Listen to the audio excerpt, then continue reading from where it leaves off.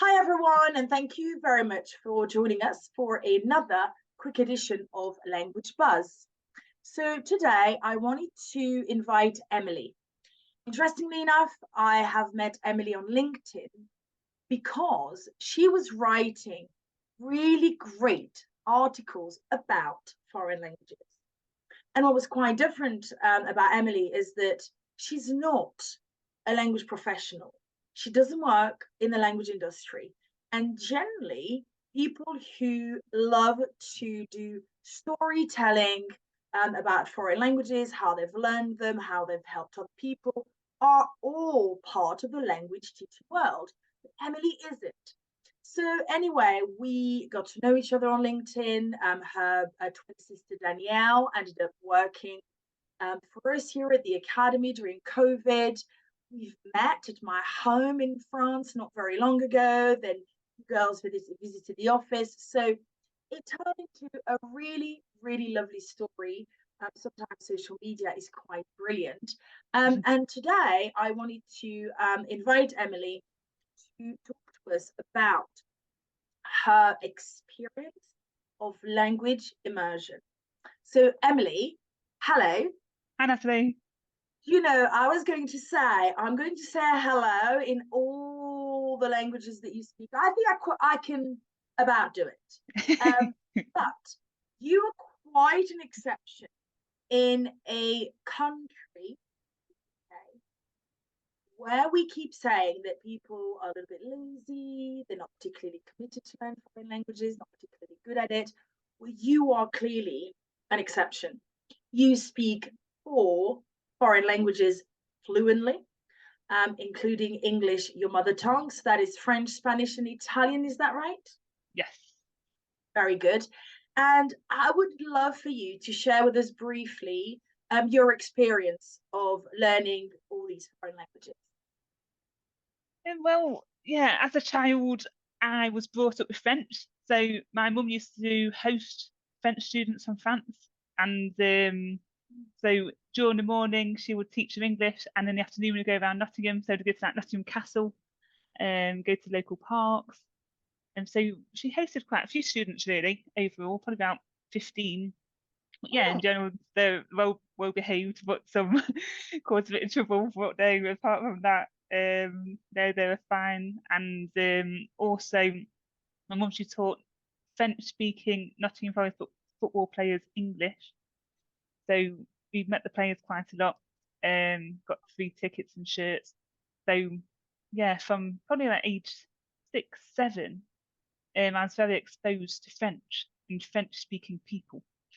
Do you know So what's quite, sorry to interrupt you, but that to me is so interesting and so key, which is that you didn't say, when I was younger, I started to learn the foreign language, which obviously you did. I know your mum was a French teacher, but it is from a very young age, I was exposed to French, which shows that, exposure is just the magic word when you talk about a foreign language. definitely. So And how then were you when you actually started to learn French, structurally, I to mean? learn French, I'd say from age, when did I start secondary school? Probably from age 11. Right, okay. Because Standard. yeah, you start yeah, it's French and German at school, and then when I started, it was French and Spanish. But yeah, we had to study French from age 7. But So when yeah, did you start? Did you then learn Spanish later on?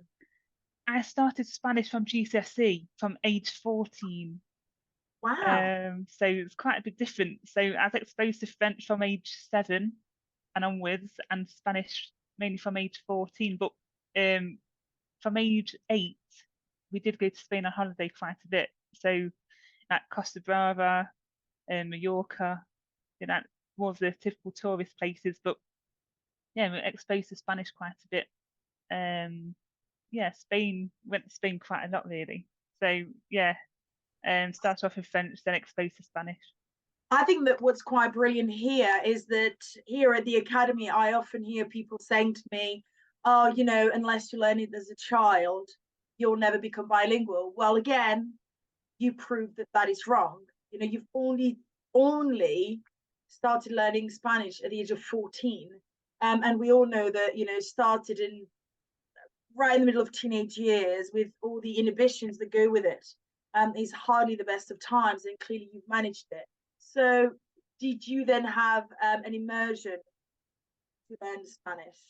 Um, I, I just really enjoyed going to Spain. I loved the holidays. I loved the warmer weather. I was going to say, don't we um, all? yeah, swimming in the pool and in the sea, just seeing new places. Um, yeah, I really enjoyed holidays to Spain. There's so much to do, like visits to caves and just trying local food. So, um, Sorry, I had deactivated my sound to avoid the noise in the office. Did you go to Spain often, like regularly on holiday, I'd to feel that you say, were really soaking up the language? yeah, I'd say once a year. So like mum and dad, they always tried to make sure we had a holiday once a year and worked hard and saved up. They just wanted us to It's really go on holiday. So Um, how did you manage to become fluent in Spanish? um, I really like adapted my everyday life. So for example, obviously, when I was about 13, 14, I quite like the PlayStation. Um, but like I used to change the language into Spanish. So I'd play like Spyro the Dragon in Spanish or FIFA in Spanish. So it wasn't a complete waste of time. So I was kind of like enjoying myself, but learning Spanish at the same time. Did you ever live And in Spain? I lived in Spain for my degree. So I spent Right. 5 months in Alcalá de Henares, just outside of Madrid. Okay. Um, So there is an element of you learning it at school, but yes, also going on a immersion program, which clearly is that is the best of all language world as far as I'm concerned. Because I definitely. just want to share with everyone here that having been in this industry for many years, I often hear people saying, um, "You just need to go in the country and learn the language," and it's like, let me requalify that. I know that I have gone and lived in the US when I was 18, just after my what equivalent in France of English A levels, and I was a really good English student. It's a language I really loved, and it's a school subject I really love, but I had no previous exposure of the language. And then when I came back, I went to university, and then I had, a few experiences in the UK. All these experiences have been extremely rich for me and absolutely crucial to me speaking English fluently today. But I went out there already having learned English. Yes, And this is not to say that you can't just go in the country and put your suitcase down and start to learn. But I know that that is really difficult, and I know that it's really challenging. Why, especially at an adult age, because we train here at the academy people who've done that, and who've been in the country for 6 months, a year, sometimes several years, and they say, I'm not really getting anywhere, or my language isn't structurally correct. I really need lessons. And when I lived in the US, or when I lived in England, when I first moved there when I was really young, I met a lot of young people who had just gone and kind of tried it out and went out for the adventure and thought, I just need to come back fluent. And all of them were really struggling because they just didn't have the groundings. yes, Whereby I think what you've done is absolutely amazing. You're exposed to a foreign language at a young age to just various very simple experiences like going in the park with French children. You then learned it in a structured way with school, with your mom, and then you had those experiences abroad when you were a little bit older. That to me clearly is the magic recipe. So I think we spoke the other day. So you haven't lived in France, but you've lived in Spain and Italy. Is that right? I lived in France as well. Oh, you did. I Yes, so forgot. I worked at Disneyland Paris for 3 summers. But yeah, when I first got to Paris, like I'd spent so long learning French. Like I'd started obviously from age 7, like playing games with mum and the French students. Then I'd started at school with textbook work, listening. I'd done all of this like range of activities, at university, we were studying history, World War II in France, all of this like very complicated range of topics.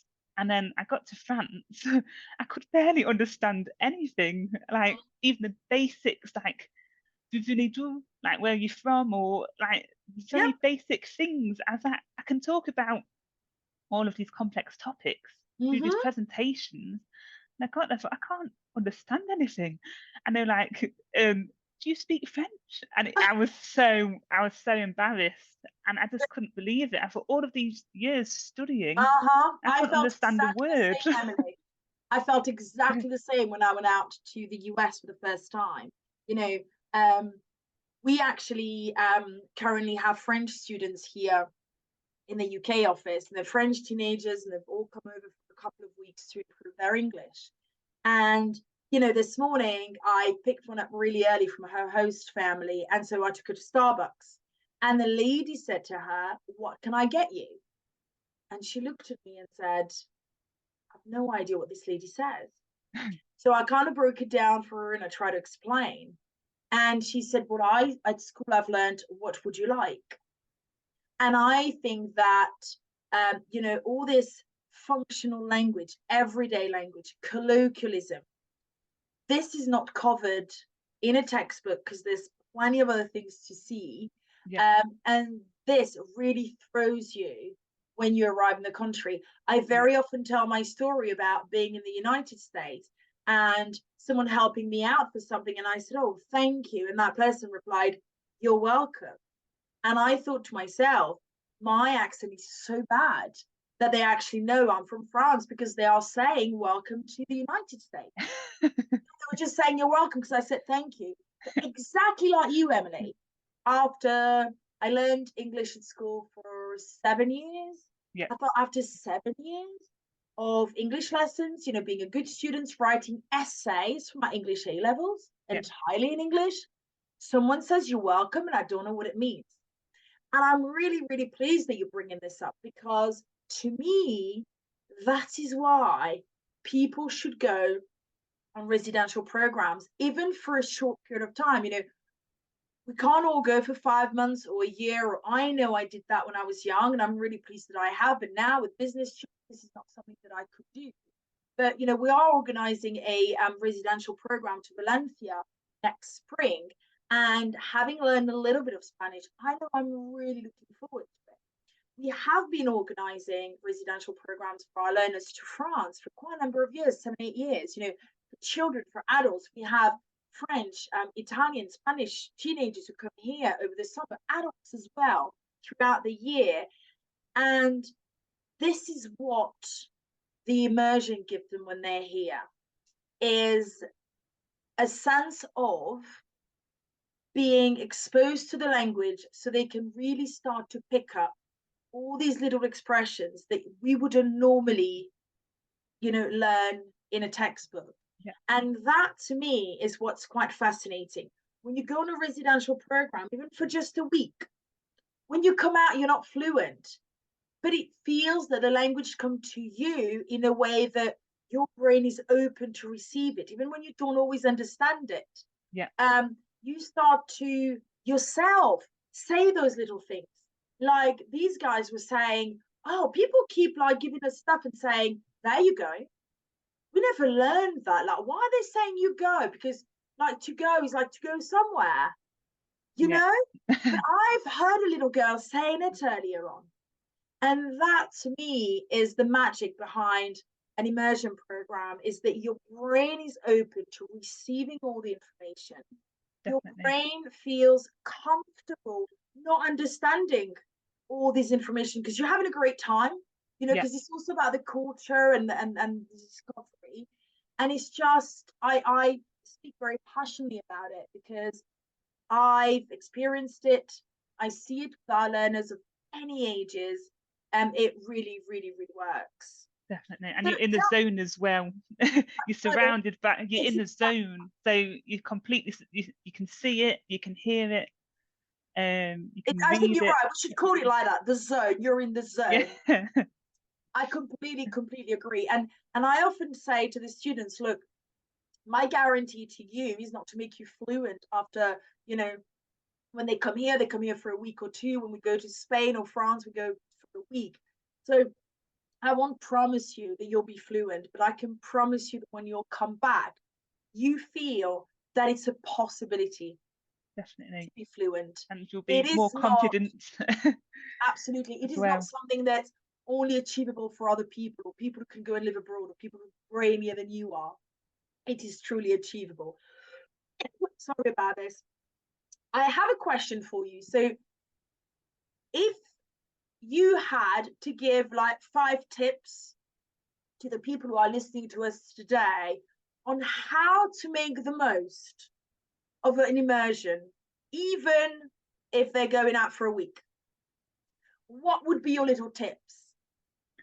I'd say live like a local. So on my recent trips abroad, I went to Spain in December. I've just come back from Franche-Comté, France. So I spent a week in Franche-Comté, and a couple of days in Paris as well. But now I was completely surrounded by the French language. Went on tours which are completely in French for like 10 hours straight. Um, it's just fantastic. So I'd probably say, if you do choose to do a tour, whether it's of like a cathedral, museum, football stadium, don't go to the English tour. No. Just do it in the target language. So even if you don't understand all of it. So Absolutely. I remember doing a tour of a cathedral in Burgos in Spain in Spanish, but I don't think I would have understood all of it in English, to be honest. It was so deep in Doesn't so matter, much in does it? detail. As long as you're surrounded by the language and just to get the feel for it, and just to hear what it sounds like the intonation, the pronunciation, the speed, all of those things can help you then like perfect your speaking. And so that's really my main number one. Number two, I'd say when you're out and about, so in shops, restaurants, you'll always hear music playing. So have Shazam ready. Because what I used to do on my earlier trips abroad, I'd used to like write down all the lyrics I heard, and then I'd go and look up the Ah. song on YouTube after, and find out what the song was. So one of my favorite artists was Juanes, the Spanish Oh speaking yeah, artist. yeah, And I know. that's what I started off with, Tengo la camisa negra. Oh no, I like that song. Yeah, that was one of my first ones. But yeah, from there, if you start shamming songs which are currently in the charts, which are current as well, you can then like add them to your Spotify playlist, create your own playlist, and you can find other songs linked to those artists. And then also like Spotify starts suggesting other songs. Before you True. know it, you've got about Yeah. 100 songs to listen to. Or even on YouTube, YouTube suggests songs as well. Then what you can do then, you can, if you listen to the song and you write down all the lyrics you hear, and then after you can look up the lyrics and just see if you've got the lyrics right. So, Mm. and But also I would songs. say that even when people are not advanced enough to do that, I think that just listening, finding music that you like the rhythm of, Yes. is super useful. Absolutely. So I think having the Shazam, it's Shazam, isn't it? It's called app on your Yep. phone. It's really good. So we're saying number one, do all your tools in the target language. Doesn't really matter if you don't understand all of it, because actually, if you are really, really interested in the details of, the historical side of museum or whatever it may be, I am sure that you can grab a leaflet or brochure Yes. that will be in English, and you can read it, before or after, so you have an idea of what it is. You can find information online. But Yep. yes, do that. I remember we took some students to the Champagne region a few years ago, and we did a tour of the Mouette Chandon house. And when the lady turned up, she said, "I'm sorry, I think there's been an error with your booking." And I said, "Oh, what is that?" And it's so hard to get tickets there because they get booked up so early in advance. I was really worried that she was going to say you can't get in. Oh, And she said, "But I think that you guys are from the UK." And I said, "Yeah." She said, "Oh, your tour was booked in French." She said, but don't worry, I speak English too. And I went, nope, they're my students, and they won the tour in French. Yeah. And do you know what? At the end, that is a very sweet moment for me. She said at the end, I have been doing this job for 8 years, and it is the first time that I have English people here with me who won the tour in French. Wow. Which gave me, because I was Good. teaching at the time, gave me a huge sense of pride. Yeah. But I absolutely agree with you. Like anything to do with sightseeing in the target language, you don't understand all of it, it's okay. You can get the information later. Then we have the music. So, in Spain, we're going to Spain in a few months' time. So in Spain, tapas bar everywhere, music everywhere. So actually having your phone with you and shazamming anything that you like. I love the idea. What else? I'd say always have a notepad. So when you're out and about, even I if like that. you come like just coming Mhm. into Alicante Airport, you'll see like boarding gate, puerta de embarque, luggage claim. It'll be like recogida de equipaje, something similar. Or just when you're out and about, just observe just like things on menus, and even if you don't know what the word is there, and then you can write it down and look it up later. Mhm. Because I like that. to be able to speak fluently, you need to have a lot of vocabulary behind you. So if you are missing some words, you're going to stop, or we'll have to get around it. So yeah, the more vocabulary you know, the better. Brilliant. So that's tip number 3. Have you got tip number 4? Yes, I've got quite a lot actually, but I'm thinking of the main ones.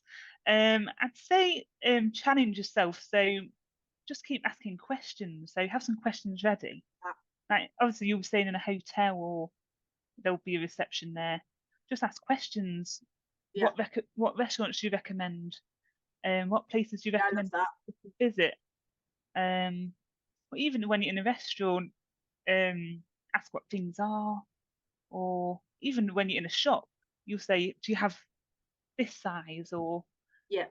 just, I think once you start, I remember when I first went to Spain, well, when I started talking a bit, my mum said to me, right, go to reception, ask what time dinner is, or go to the bus station, get us 4 return tickets to Malaga. And I was absolutely petrified. No more And to start. but no, I did ask the questions. I love that. I love the idea of asking questions.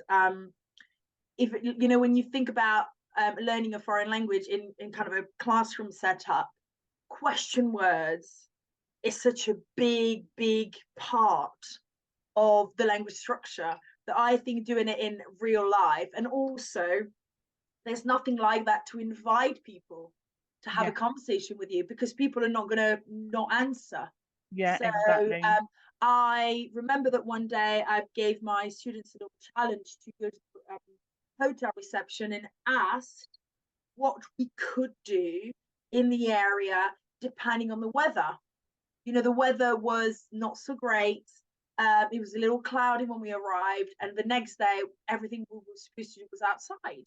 So I said, well, he was brave enough to go and say, could you tell us what can we do around here when it's not sunny? Yeah. So no, I love that, asking questions. So we've got 4. What's your final one? The final one. Oh, let's think of this one.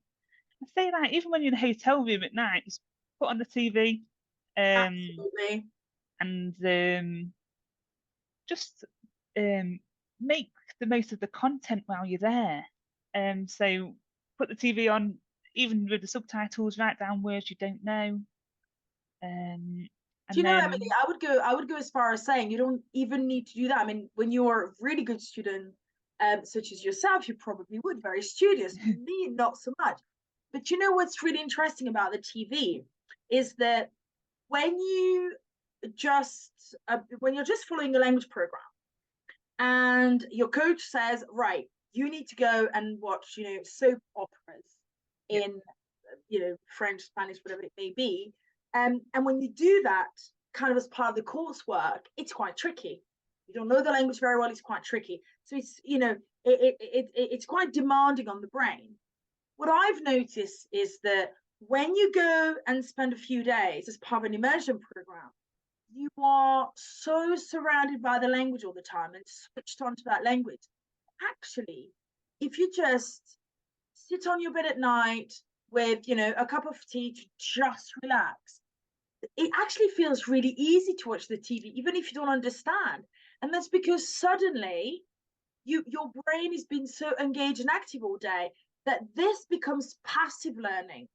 And Yeah. I think that people don't realize how important passive learning is. Your brain is still absorbing a lot of information. So Definitely. I think just, when you've had an entire day of sightseeing and it's been fairly warm and you just want to have, a nice cool shower and sit on bed and relax, put the TV on. Definitely.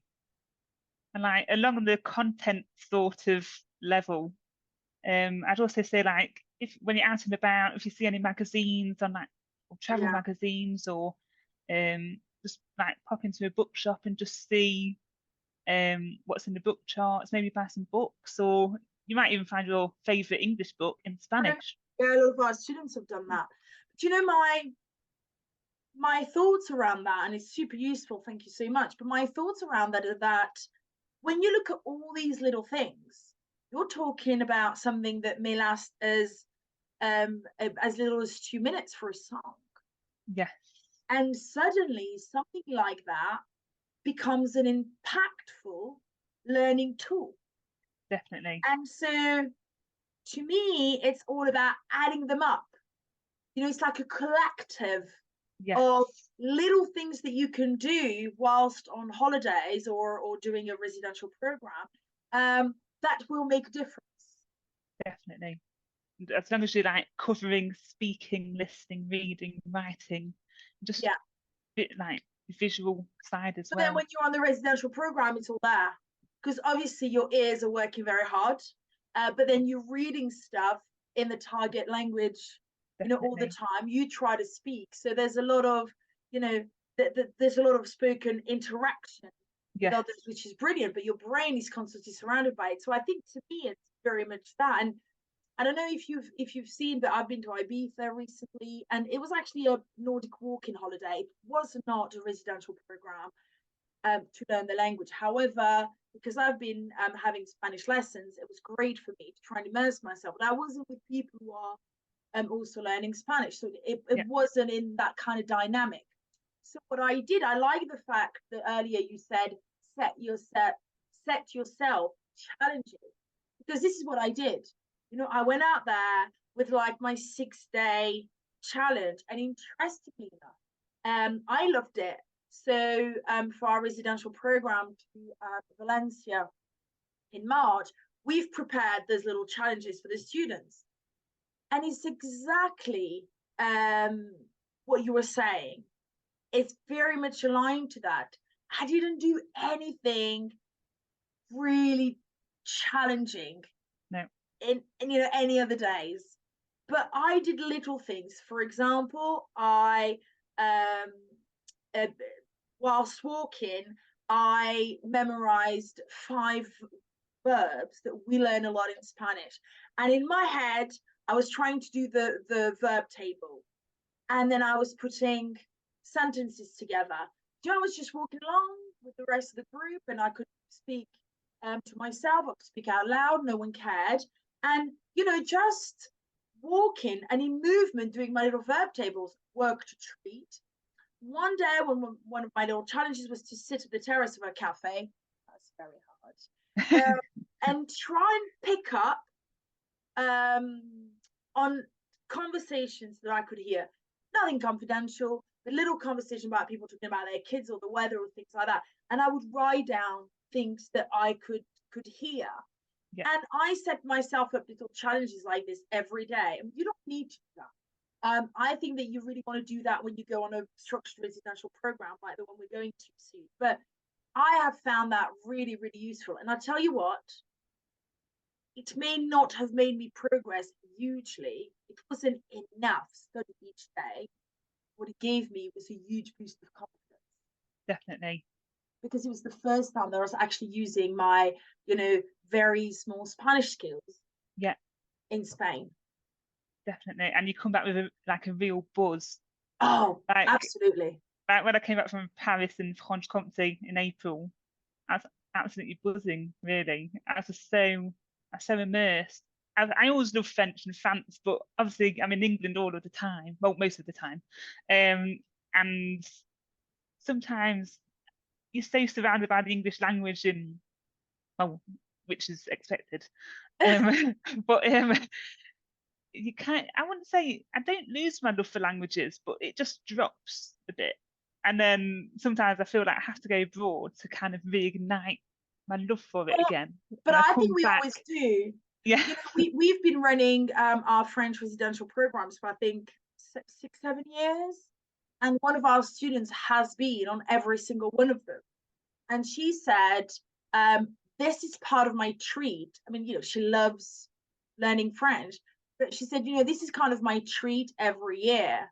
yeah, It's like I train every year, and then I get a treat of discovering yet another region of France with people who are from the area, with language coaches who plan the entire trip for me. And I would also say that one of the reasons why residential programs really work is because they are organized by people for whom it's their profession. And it means that everything is structured in a way to get you to progress in that target language. It's a little bit more difficult when you go on holiday, because when you go on yeah, holiday, you're not quite in that mindset. You can say to yourself, I'm going to Spain next week, or France or Italy, and it's great because I'm going to try and practice my skills. yeah, But the kind of family holidays and the sunshine and the ice creams are taking over, whereby when you go on a residential program, from morning till evening, everything has been organized so you can yeah, taste a little bit of, it's all about the language, but taste a little bit of the culture and the food and the history and anything that makes the area where you're going an exciting place where to be. But yeah. because everything is organized, it's a little bit like I said to a lady who's coming with us to Spain, and she's never done a residential program. I said it's a little bit like a 6-day Spanish lesson, but it's full of fun and stuff to discover and great people to be with and wine. So Wow. what's not to be like, and you come back have feeling that you've had a huge dose of vitamin C in Yeah, your language skills. definitely. So That sounds great fun. what's your come on, give us the hard truth. What has been your favorite language to learn? And I won't be offended if it's not French. It's, to be honest, it's always changing. Like, Really? Spanish used to be my favorite. And Uh-huh. then at one point I was quite close to dropping French actually. And then I worked at Disneyland Paris and thought, wow, I cannot drop French. Okay. Like I just love Paris too much. And I was speaking French all of the time. I think I lost my love for it a bit because at university I just preferred the Spanish and Italian lectures overall. But it wasn't because I didn't not like French. I think I just preferred the content in the Spanish and Italian lectures. But then I went to France and thought I cannot drop French. So do you actually, because you work with all three languages, don't you? Yes.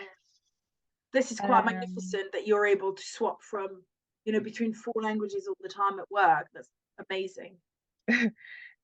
Yeah, sometimes I'll be speaking like Chilean Spanish. Well, I try to speak as best as I can, like Latin American Spanish, because I was taught Spanish from Spain, so I do adapt. So I'll use different words. Yeah. I'll speak well more slowly, just pronounce things differently instead of like quince. Just things are soft, like words are pronounced softer. Yeah, then I started Italian was my favourite one for a long time. It is beautiful. I absolutely love Italian. Beautiful language. But now it's French at the moment. Great. But Well, then Yeah. keep going with, you know, all of them. For anyone who is watching this episode of Language Buzz, and if you're interested in people sharing their experience of foreign languages, and I would thoroughly recommend that you go and follow Emily on LinkedIn, because she writes some amazing articles about her experience of learning and living different foreign languages. So Emily, I want to say, you know, this has been a fascinating conversation. Thank you ever so much. We all very much look up to you here for speaking 4 different foreign languages. And obviously we don't want to hear any more now that the Brits aren't particularly good at foreign languages, because you've proven them all wrong. So thank you ever so much for you know, taking time out of your workday to be with us today, and thank you very, very much. I'll speak to you very soon. No, you're very welcome. That's very interesting. Thank you. Bye. Bye. Bye.